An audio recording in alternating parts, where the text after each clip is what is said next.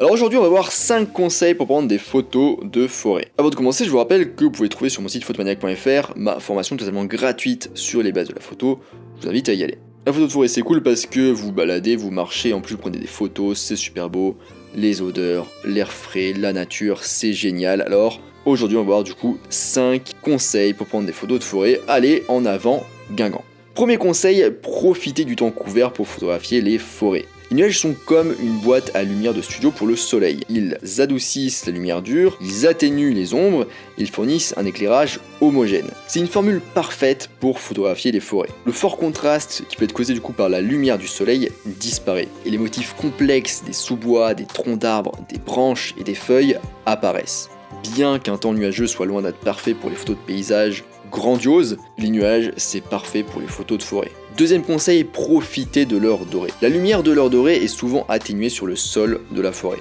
Et oui en effet parce que les arbres bloquent la plupart des rayons du soleil, laissant derrière eux des faisceaux qui traversent le sol et les branches. Cette lumière chaude crée une juxtaposition de tons froids et ombragés et de la lumière jaune chaude du soleil. C'est peut-être un moment magnifique de la journée. Si vous avez un peu de chance, et que vous y allez notamment le matin, vous pourrez peut-être trouver un peu de brouillard enveloppant les arbres. Du coup il faudra vous lever tôt donc si vous voulez un petit peu de brume, ou éventuellement y aller un peu plus tardivement si vous juste vous intéressez à l'heure dorée. Donc l'heure dorée, je vous rappelle, c'est en gros 1 heure avant le coucher du soleil et 1 heure après le lever du soleil. Conseil numéro 3.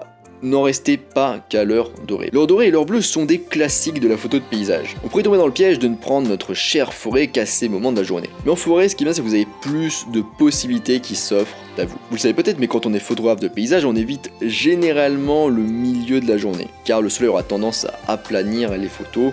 On n'a pas d'ombre, on n'a pas de relief, c'est pas terrible. Mais dans les bois, c'est pas la même histoire. Cela peut fonctionner car la lumière est diffusée par la voûte des arbres et vous donnera une belle lumière tachetée sur le sol de la forêt. Conseil numéro 4, trouvez le truc qui fait que. Aussi belle qu'une simple scène forestière puisse être, sous le bon éclairage, vous pouvez tout de même rester sur votre faim. Si vous êtes toujours sur votre faim, c'est parce que quelque chose cloche.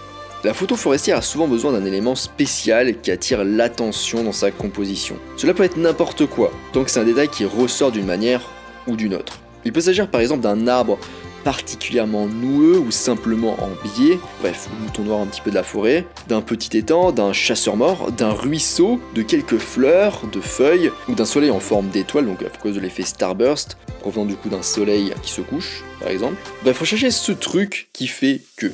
Rechercher ce truc qui fait que va avoir 2 avantages.